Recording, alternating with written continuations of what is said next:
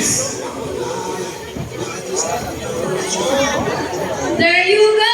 The show was officially started. Round of applause for Chaco with trainers Granny. Bird muna. Galing, galing. Naklap na din, ha? Yay, birdie. Hello everyone! Welcome to Manila Ocean Park All-Star Bird Show with me, Trainer Regine. Now, here's an object that I will hide under one of these three silver cups. So where do you want me to put this object? On your left, on your right, or in the middle? Which side? Left, right, or middle? That's our super crested kakatsu. Scientific name is Kakatuwa galarita. Common inhabitants are often woodlands and forest areas along the east coast of Australia. They are very loud-bird and can make almost any sound. They typically feed on seeds, nuts, fruits such as durian, papaya, and rambutan. And they also love corn.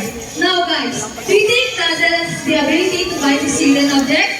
Well, if it's yes, then say, you can do it, Dazzle! Go, Dazzle, find the hidden object for us. And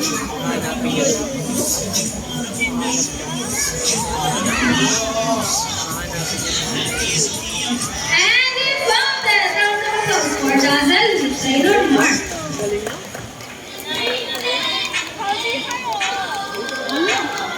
Now, our next featured birds are just like any married couple, monogamous, meaning they will be mates or partner for life. Pretty romantic, right? But, as any couple will attest in a relationship, there will always be battle. Means Sassy and Rocky are really good for a human cause. But today, they will be battling out to see who's the best in the basketball game. But before we start this battle, I'll be dividing you into two groups. So all the girls will cheer for Sassy. Come on girls, let me hear you cheer. Sassy! Sassy! Sassy! Very good. So how about the boys? All the boys will cheer for Rocky. Come on boys, let me hear you cheer. Rocky! Rocky! Rocky! Very well. So birds ready? Trainers ready? Set, go! Here comes Rocky for the first ball, followed by Sassy. And second ball for Rocky, and it's a time for the last ball. Who's gonna win?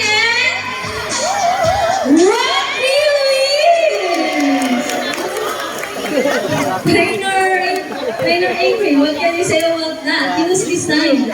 Hope that we want another race. Oh, she won another race, Trainer Birds. Are you sure about that? Do you want Sassy to lose again? Yeah. Let's go! Well, this time I guarantee you that Sassy will win. So what race do you have in mind? I'm thinking about the ring race. And what is a race? The first bird who can drop 3 rings into the bowl, the fastest is the winner, and that is a ring race. So, the ring race it shall be. Remember guys, boys have already 1 point and girls, come on. Let's cheer Sassy to win this time. And we will doing this again. And this time, our ring race. Ready, set, go! Here comes Rocky for the first ring. Followed by the second ring. Hey, what's happening? Sassy picking up the 3 rings at the same time. How clever is that? And the winner is Sassy!